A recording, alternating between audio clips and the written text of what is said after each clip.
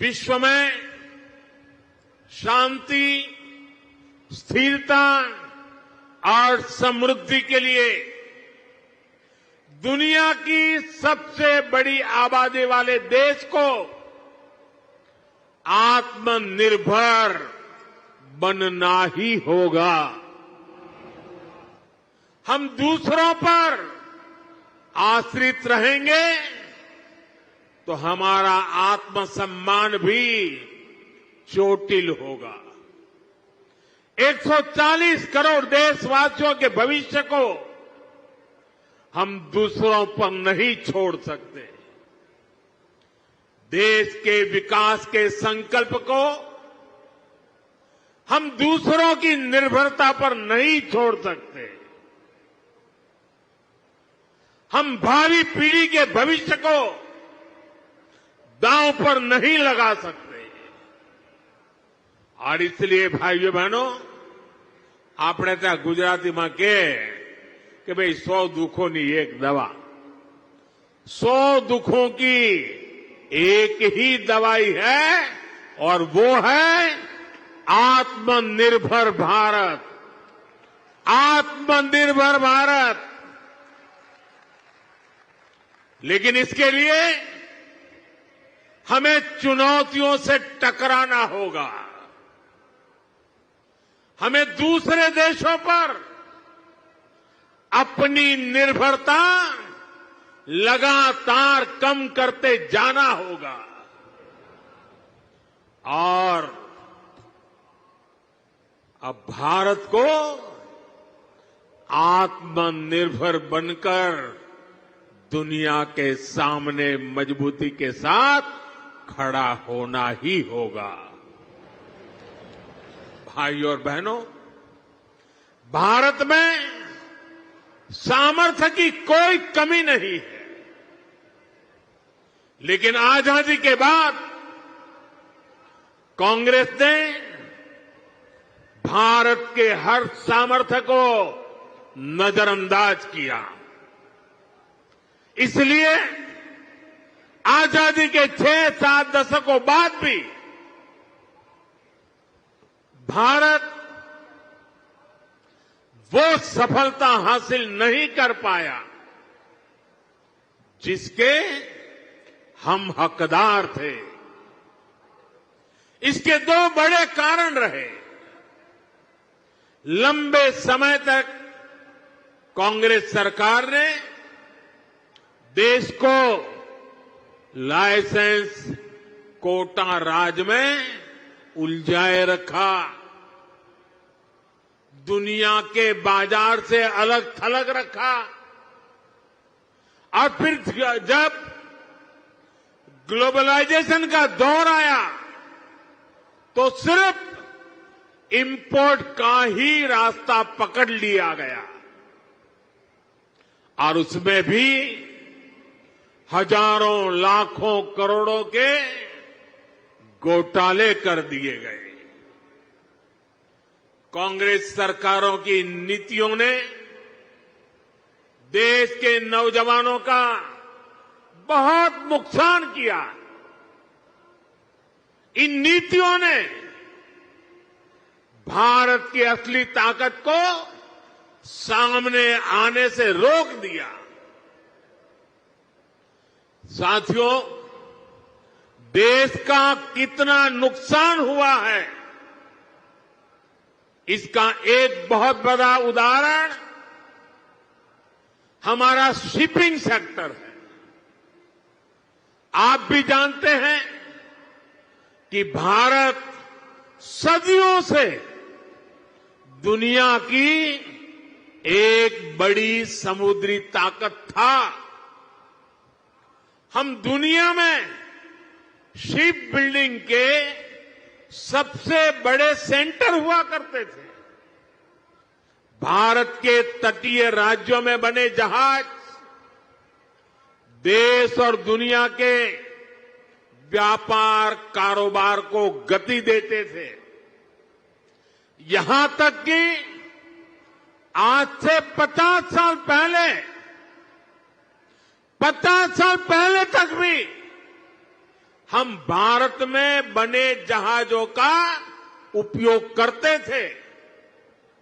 उस दौर में भारत का 40%, 40% से अधिक इंपोर्ट एक्सपोर्ट देश में ही बने जहाजों से होता था। लेकिन फिर देश का शिपिंग सेक्टर भी कांग्रेस की कुनीतियों का शिकार हो गया। कांग्रेस ने भारत में जहाज निर्माण पर जोर देने के बजाय विदेशी जहाजों को किराया भाड़ा देना बेहतर समझा। इससे भारत में शिप बिल्डिंग इकोसिस्टम ठप हो गया। विदेशी जहाजों पर निर्भरता ये हमारी मजबूरी बन गया। परिणाम यह हुआ कि 50 साल पहले जहां 40% व्यापार भारतीय जहाजों पर होता था, वो हिस्सा घटकर सिर्फ 5% रह गया।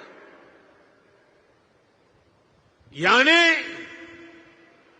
अपने 95% ट्रेड के लिए हम विदेशी जहाजों पर निर्भर हो गए। विदेशी जहाजों पर इस निर्भरता का हमें बहुत बड़ा नुकसान उठाना पड़ा। साथियों, में आज देश के सामने कुछ आंकड़े आप सबके सामने रखना चाहता हूं। देशवासी ये जानकर हैरान रह जाएंगे कि आज भारत हर साल करीब $75 बिलियन यानी लगभग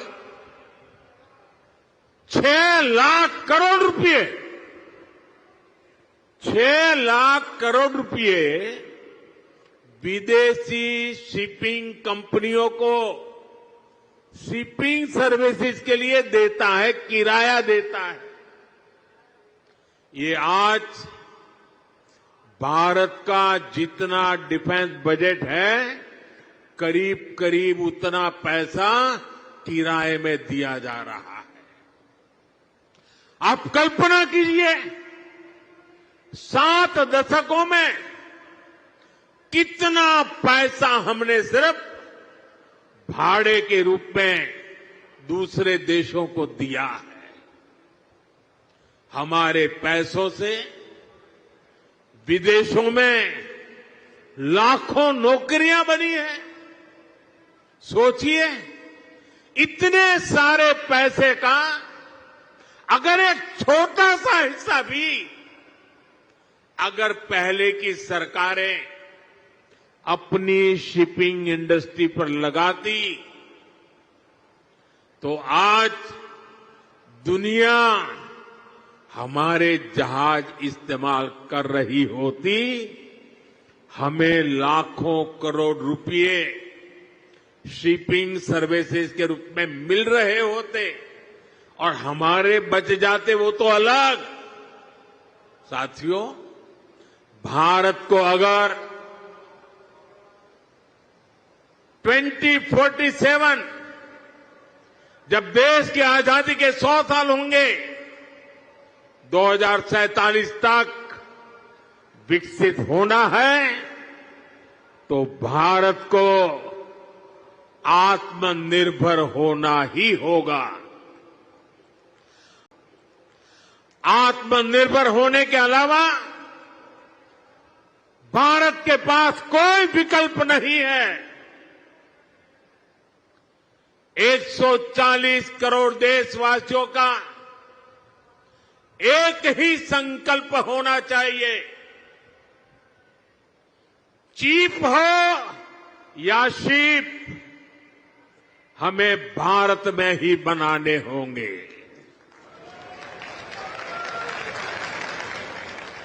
इसी सोच के साथ आज भारत का मैरीटाइम सेक्टर भी नेक्स्ट जनरेशन रिफॉर्म्स करने जा रहा है। आज से देश के हर मेजर पोर्ट को भांति भांति के डॉक्यूमेंट से, अलग अलग प्रोसेसेस से मुक्ति मिलेगी। वन नेशन वन डॉक्यूमेंट और one nation one port process अब व्यापार कारोबार को और सरल करने वाली है। हाल में ही जैसे हमारे मंत्री जी सर्बानंद सोनोवाल जी ने बताया, मॉनसून सेशन के दौरान पार्लियामेंट में हमने ऐसे अनेक पुराने कानूनों को बदला है जो अंग्रेजों के जमाने से चले आ रहे थे। हमने मैरीटाइम सेक्टर में अनेक रिफॉर्म करने का सिलसिला शुरू किया है। हमारी सरकार ने 5 मैरीटाइम कानूनों को नए अवतार में देश के सामने रखा है। इन कानूनों से और इन कानूनों के आने से शिपिंग सेक्टर में, पोर्ट गवर्नेंस में एक बहुत बड़ा बदलाव आएगा। साथियों, भारत सदियों से बड़े बड़े जहाज बनाने में एक्सपर्ट रहा है। नेक्स्ट जनरेशन रिफॉर्म्स देश के इस भूले हुए गौरव को फिर वापस लाने में मदद करेंगे। बीते दशक में हमने 40 से अधिक शिप्स और पनडुब्बियां नेवी में इंडक्ट की है। इनमें से एक दो तो छोड़ दें तो ये सब हमने भारत में ही बनाई है। आपने आईएनएस विक्रांत के विषय में सुना होगा। इतना विशाल आईएनएस विक्रांत भी भारत में ही बना है। इसे बनाने के लिए जो हाई क्वालिटी स्टील लगी वो भी भारत में बनी थी। यानी हमारे पास सामर्थ्य है, हमारे पास कौशल की कोई कमी नहीं है। बड़े शिप बनाने के लिए जिस राजनीतिक इच्छा शक्ति की जरूरत है, उसका भरोसा मैं आज देशवासियों को दे रहा हूं। साथियों, देश के मैरीटाइम सेक्टर को मजबूती देने के लिए कल भी एक बहुत ऐतिहासिक निर्णय हुआ है। हमने देश की पॉलिसी में एक बड़ा बदलाव किया है।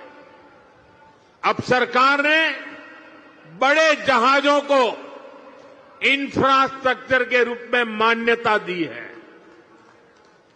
जब किसी सेक्टर को इंफ्रास्ट्रक्चर के रूप में मान्यता मिलती है तो उसे बहुत फायदा होता है।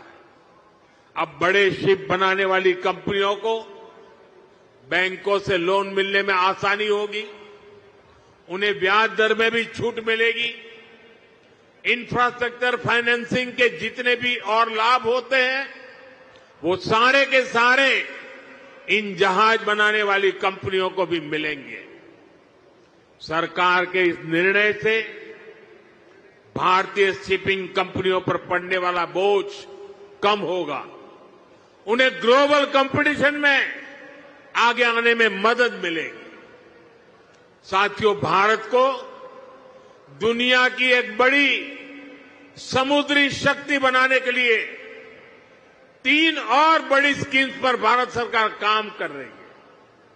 इन 3 योजनाओं से शिप बिल्डिंग सेक्टर को आर्थिक मदद मिलने में आसानी होगी। हमारे शिपयार्ड्स को मॉडर्न टेक्नोलॉजी अपनाने में मदद होगी। और डिजाइन और क्वालिटी सुधारने में भी बहुत मदद मिलने वाली है। इन पर आने वाले वर्षों में 70,000 करोड़ रुपए से ज्यादा खर्च किए जाएंगे। साथियों, मुझे याद है साल 2007 में जब मैं यहां मुख्यमंत्री के रूप में आपकी सेवा कर रहा था, तब शिप बिल्डिंग के अवसरों को लेकर एक बहुत बड़ा सेमिनार गुजरात ने आयोजित किया था। उसी दौरान ही गुजरात में हमने शिप बिल्डिंग इकोसिस्टम को सपोर्ट दिया था। अब हम देश भर में शिप बिल्डिंग के लिए व्यापक कदम उठा रहे हैं। यहां मौजूद एक्सपर्ट जानते हैं कि शिप बिल्डिंग कोई साधारण इंडस्ट्री नहीं है। शिप बिल्डिंग इंडस्ट्री को पूरी दुनिया में मदर ऑफ ऑल इंडस्ट्रीज की जननी कहा जाता है, उद्योगों की जननी कहा जाता है, क्योंकि इसमें सिर्फ एक जहाज ही नहीं बनता, उसके साथ जो उद्योग जुड़े होते हैं उनका विस्तार होता है। Steel, machinery, electronics, textile, paints, IT system, ऐसे अनेक उद्योगों को शिपिंग इंडस्ट्री से सपोर्ट मिलता है। इससे छोटे और लघु उद्योगों को, एमएसएमईज को फायदा होता है। रिसर्च बताती है कि शिप बिल्डिंग में होने वाले हर 1 रुपये के निवेश से इकोनॉमी लगभग 2 गुना निवेश बढ़ता है और शिपयार्ड में पैदा होने वाली हर एक जॉब, हर एक रोजगार सप्लाई चेन में 6 से 7 नई नौकरियां बनाती है।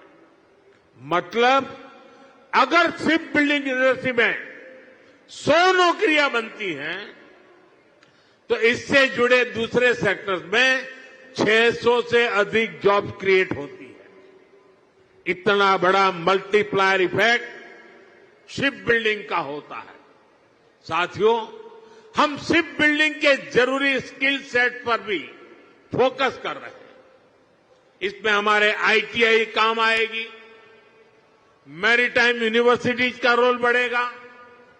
बीते वर्षों में हमने कोस्टल एरिया में नेवी और एनसीसी के तालमेल से नई व्यवस्थाएं बनाई हैं।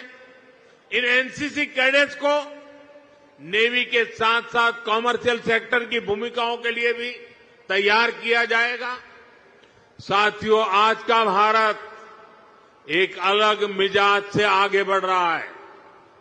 हम जो लक्ष्य तय करते हैं उसे अब समय से पहले पूरा करके भी दिखाते हैं। सोलर सेक्टर में भारत अब अपने लक्ष्यों को 4-4, 5-5 साल पहले हासिल कर रहा है।